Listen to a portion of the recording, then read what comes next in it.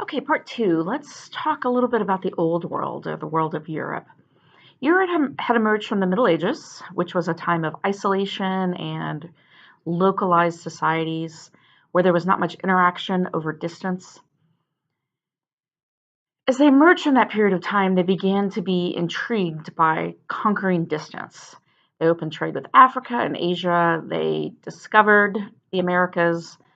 That's in quotes because certainly they didn't discover anything new. There were already the natives living in the Americas.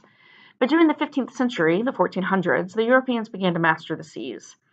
They increased their own technology that allowed them to build ships. They learned about navigation to get further away from the land. And all of this begins to change Western Europe from what had been a very backward, isolated society in the Middle Ages to a major world power as it develops in about the 1500s. Let's talk about the changes that happened that really set the stage for this. First were the technological changes. I already mentioned those changes in navigation, shipbuilding. They learned to use gunpowder and guns. All of those kinds of changes led to more sophisticated societies that had the capability to do more far reaching things. Second type of change was demographic changes. This really was reflected in the way the population had begun to rise. The Black Plague, the bubonic plague, or the Black Death, had hit during the Middle Ages, and it had wiped out pretty significantly the population. But now that population has begun to arise again. By about the mid 1400s, Europe is overpopulated and needs some relief from this rapid population growth. So once Columbus sails, as well as others who follow him, the idea of land, which was very limited in Western Europe, was really intriguing to people because it was going to help relieve the pressures and stresses that come from overpopulation. Third change I want to mention briefly is economic changes. Trade networks had begun to expand as we learned to travel further. This started with Marco Polo as early as the 1200s, who opened up trade routes to China. Add those improvements in navigation and sailing, and now trade has been expanded across really the globe at this point. In addition to trade, we'd also begin to change the way that money and commerce work. Things like credits, paper money, moving away from a barter society. All of these changes are happening in Europe at about the same time in about the 1400s, and all of these help set the stage for exploration and colonization. Fourth change that's happening is political centralization. Kingdoms have begun to centralize. That's what allows them to expend their power across oceans. There are stronger monarchies developing. This includes Henry VII, who founded the Tudor dynasty in England, Francis I of France, Ferdinand and Isabella of Spain. These all begin to forge what we would refer to as modern day nation states, extending their political control, unifying people under them, and all that enables them to gather strength. A final change that begins to happen is centered in religious change, particularly in the Reformation. As a Lutheran institution here at Concordia, we talk a lot about the Reformation and Martin Luther. Luther and the changes he brings are very significant in terms of religious change, but also how that affects political change as well. As nation states are growing their governmental bureaucracy, the church had also been growing its religious bureaucracy.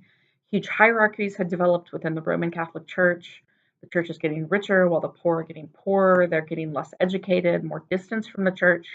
And into that situation along comes a guy by the name of Martin Luther, who speaks out radically in terms of religious ideas and the rights of the people.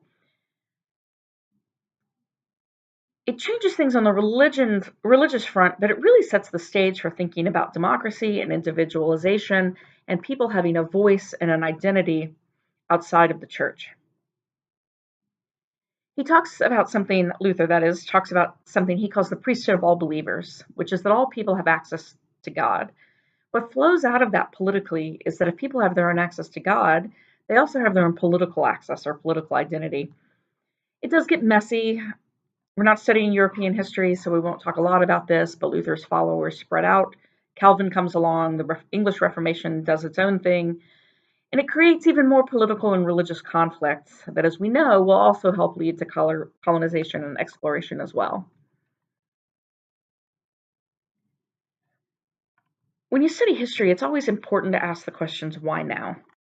Why do Europeans begin to first travel and then colonize the New World at this particular time? Well, a big answer to that is those five changes we just mentioned: technological, demographic, economic, political, and religious. All those things come into play at about the same time and create societal forces that lead to change. And that's what we see developing. The result of all this is probably pretty familiar to you from things you learned as a child. It leads to the exploration and colonization of the New World. First the Spanish, then the English. Also, don't leave out the French and the Dutch who settle parts of the New World. Also, the Germans. That's not completely accurate because there's no Germany at the time, but the Germanic city states begin to travel to send people to settle in the New World. And all of this creates more immigration to what is today the US in the 16 and early 1700s. So, one other kind of big idea I want to throw into the conversation here, and it's something called mercantilism. That is named by the economist Adam Smith in the period known as the Enlightenment that you'll be writing about. The Enlightenment really changes how people begin to accumulate knowledge, particularly in the area of the sciences. So Adam Smith was an economist, and he developed an economic theory that said if you want a strong country, a wealthy country, the best way to do this is to regulate and protect industry and commerce. If you did this, he said, you could create a favorable balance of trade, which would strengthen a country financially. This sounds really obvious to us. We hear a lot about this on the news, but at the time, it's a relatively radical political and economic idea. We know today that a country that exports or sells more than it imports or buys is going to be financially stable, but that's not really how the world had worked up to that point. So when Smith begins writing about having the value of exports exceed the value of imports, he said this would create wealth for a nation. In fact, the book he wrote was called The Wealth of Nations, and it develops these ideas. He said that if a nation could do away with imports altogether, if they could produce everything that they needed so that they didn't have to borrow or buy or get anything from anyone else, that would be the best way for the nation to become a solid, wealthy nation. So, this is another reason why the colonies are so important. Using England as an example, there's obviously not a lot of raw goods there because it's a small country. There's not a lot of forest, not a lot of ore, no gold at this point in time.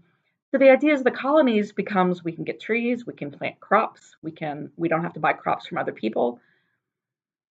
By developing colonies, a nation could get both raw materials, that trees, ores, land, and it also could have more people which would buy those things. The result of all this would be that assets would increase, the country would get richer. This is the reason why James I begins to approve English citizens to go into settling permanent colonies.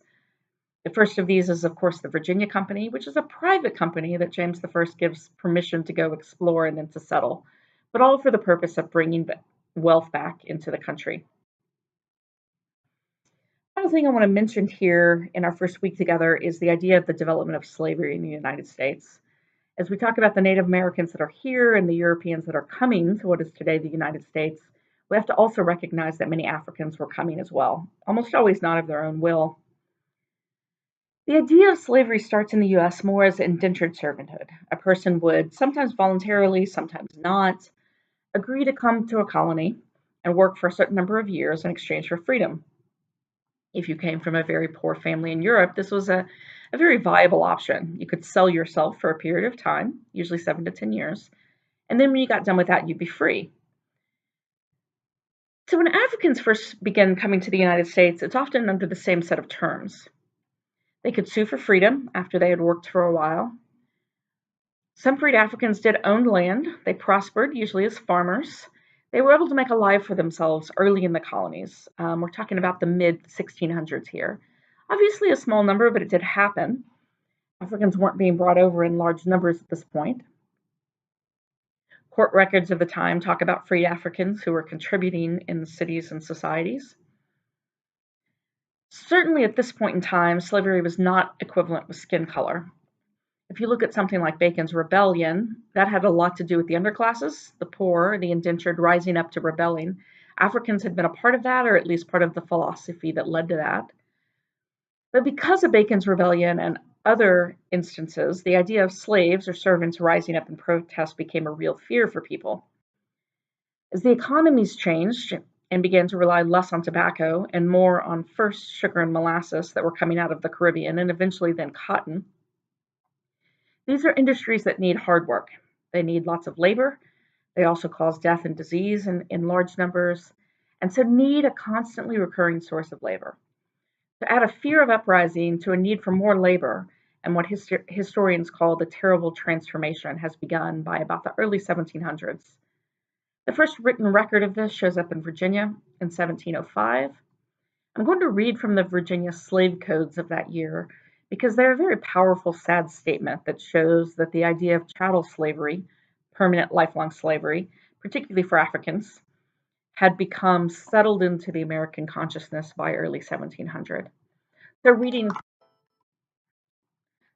from the 1705 slave codes, all servants imported and brought into this country who were not Christians in their native country, note how they tie religion into this in sad and perverted ways. All servants who were not Christian in their native country shall be accounted and shall be slaves. All Negro, mulatto, and Indian slaves within this dominion, meaning Virginia, shall be held to be real estate or property. If any slave resist his master, correcting such a slave, and shall happen to be killed in such correction, the master shall be free from all forms of punishment as if such accident never happened. A very sad statement that shows us through the historical record that the idea of slavery as it will continue to develop in the US has settled in and taken root in the colonies by the early 1700s. That's it for today. Good overview. I encourage you to dive into the material now, watch the videos, read the textbooks and other selections. You've got some questions to answer in the discussion board and a couple of papers you will submit to me. I am always available to you. If you have questions, call me or text. I'd love to talk to you more about these things. Thanks a lot. Have a good week. Bye-bye.